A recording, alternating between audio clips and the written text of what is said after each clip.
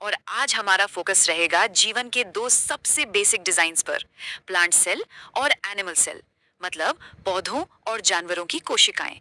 अब देखिए, पहली नजर में तो ये दोनों काफी एक जैसे लगते हैं, है ना? लेकिन जरा रुकिए, इनके अंदर कुछ बहुत जरूरी और दिलचस्प अंतर छिपे हुए हैं। तो सबसे पहले ये देखते हैं कि इन दोनों में कॉमन क्या है।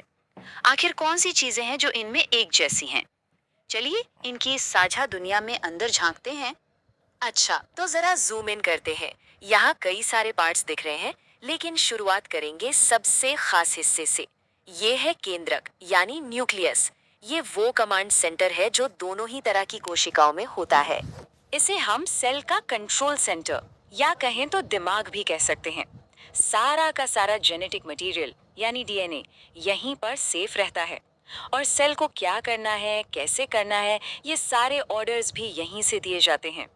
ठीक है, अब केंद्रक से थोड़ा आगे बढ़ते हैं। इन छोटी छोटी ओवल शेप की चीजों पर नजर डालते हैं। ये सेल के साइटोप्लाज्म में तैरती रहती हैं। इन्हें माइटोकॉन्ड्रिया कहते हैं। और हाँ, ये भी दोनों में मौजूद होती हैं। अगर केंद्रक दिमाग है, तो ये है सेल के पावर प्लांट। इनका एक ही काम है, खाने को एनर्जी में बदलना, ताकि सेल अपने सारे काम कर सके। बिना माइटोकॉन्ड्रिया के सेल में सचमुच कोई जान ही नहीं होगी। इनके अलावा भी कई हिस्से हैं जो दोनों शेयर करते हैं, जैसे सेल मेम्ब्रेन जो एक बाउंड्री की तरह है। फिर है राइबोसोम जो प्रोटीन बनाने का काम करते हैं, और गोल्जी बॉडी जो इन प्रोटीन्स की पैकिंग और प्रोसेसिंग में मदद करती है। सब मिलकर एक टीम की तरह काम करते हैं। चलिए, तो ये तो हो गई वो बातें जो दोनों में एक जैसी थी। पर अब आते हैं इस कहानी के सबसे मजेदार हिस्से पर। आखिर वो क्या चीज है जो एक प्लांट सेल को एनिमल सेल से बिल्कुल अलग और खास बनाती है? यहाँ पर दोनों सेल्स को साथ साथ देखते हैं। पहली नजर में ही कोई बड़ा फर्क दिख रहा है? जरा इनके शेप और स्ट्रक्चर पर गौर कीजिए। क्या एक दूसरे से ज्यादा सख्त और बना बनाया नहीं लग रहा? बिल्कुल। सबसे पहली चीज जो नोटिस होती है वो है इनका शेप। प्लांट सेल का आकार ज्यादातर फिक्स्ड और सख्त होता है, किसी डब्बे की तरह, जबकि एनिमल सेल काफी लचीला होता है और अपना आकार बदल सकता है। पर सवाल यह है कि ऐसा क्यों? इसका जवाब छिपा है इस बाहरी परत में, जिसे कहते हैं कोशिका भित्ति या सेल वॉल। ये प्लांट सेल की पहली और सबसे बड़ी पहचान है, जो उसे एनिमल सेल से एकदम अलग कर देती है।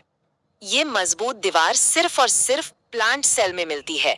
ये उसे एक सॉलिड ढांचा और बाहर के खतरों से प्रोटेक्शन देती है। इसी की वजह से तो पेड़ पौधे सीधे खड़े रह पाते हैं।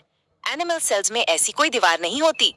स्ट्रक्चरल सपोर्ट तो ठीक है, पर पौधों को एक और चीज की जरूरत होती है जो जानवर नहीं कर सकते, अपना खाना खुद बनाना। और यहीं पर आता है हमारा दूसरा बड़ा अंतर। ये हरे रंग के हिस्से, जिन्हें क्लोरोप्लास्ट कहते हैं। इन्हें आप छोटे छोटे सोलर पावर वाले किचन समझ सकते हैं। क्लोरोप्लास्ट ही वो जगह है जहाँ फोटोसिंथेसिस होता है, मतलब ये सूरज की रोशनी को पौधों के लिए खाने में बदल देते हैं। ये एक ऐसी सुपर पावर है जो जानवरों के पास नहीं है। और आखिर में एक और अंतर देखते हैं जो प्लांट सेल के शेप और स्ट्रक्चर पर बहुत असर डालता है। ये बड़ा सा हिस्सा देखिए जिसने सेल का काफी एरिया घेर रखा है। ये है रिक्तिका यानी वैक्यूल। और ये है हमारा तीसरा बड़ा अंतर। ये एक बहुत बड़े स्टोरेज टैंक जैसा है। इसमें पानी, न्यूट्रिएंट्स और वेस्ट प्रोडक्ट्स जमा होते हैं। साथ ही ये अंदर से सेल वॉल पर दबाव भी बनाए रखता है, जिससे पौधे को सपोर्ट मिलता है। एनिमल सेल्स में वैक्यूल्स या तो होते ही नहीं या फिर बहुत ही छोटे छोटे होते हैं। तो हमने ये सारे स्ट्रक्चर देख लिए। अब इन सारी डॉट्स को कनेक्ट करते हैं और समझते हैं कि ये अंतर असल में इतने जरूरी क्यों हैं और इनसे जिंदगी पर क्या असर पड़ता है।